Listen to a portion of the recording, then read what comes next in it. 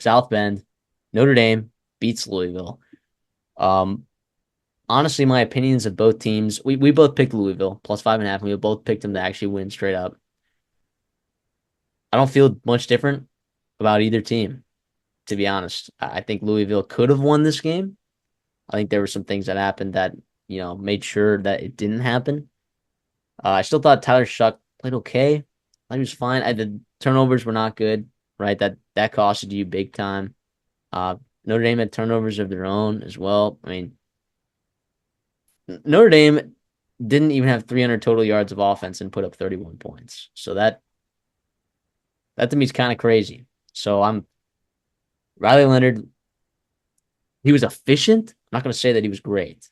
That makes sense. So I'm still waiting for Riley Leonard. Like, I don't think Notre Dame. If Riley Leonard continues to look like this, that I don't see them necessarily winning out on their schedule. And I'm also obviously with the loss to Northern Illinois, you got to look better in games like this. You need to look better if you're trying to make a case where you're Notre Dame and you have to get an at-large bid in the college football playoffs. You need to look better in games like this, to be honest. Yeah, absolutely. Now it's helping that USC is continuing to win and look good. So if that's a big time matchup at the end of the season, maybe that could sway voters. For Louisville, though, I mean, I was disappointed because part of the reason why I felt so good about picking Louisville here was I thought they had a quarterback advantage and B a coaching advantage, especially on the field there and coming out after halftime and just kind of struggling there in that third quarter. That was disappointing to me. I thought, yeah, it's 24-10 or 24-14, but it's like, how good has Notre Dame really been? How much are they going to continue to score? Can Louisville make a couple tweaks here and there, take care of the football, and start kind of coming back in this football game? And they just went stagnant in that third quarter. It was too little, too late by the end of the football game. So we'll see. We'll see how Louisville kind of continues to build in that ACC. They've got SMU and Miami notably coming up as well.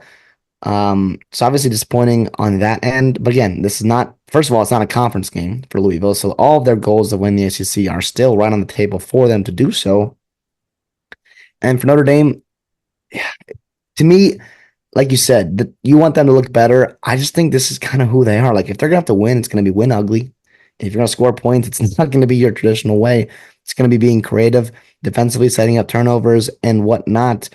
That's kind of what this team is right now. And like it or not, I think that's their formula to win games where you have a significant potential, I guess, significant quarterback advantage for the other football team. But that defense is so, so good.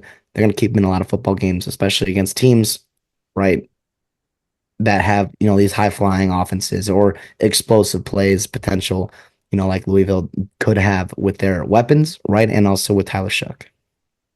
Colin Lacey looked good in his first game back for Louisville, so Good, that's an good to added see him bonus. back. Corey Brooks obviously looks amazing. We were super high on him heading into this season as just Yeah. probably going to be one of the better playmakers in the ACC, and that's definitely turning out to be true. But Louisville definitely shouldn't have their heads down for this. That, like you said, all their goals are ahead of them. They're still a good football team.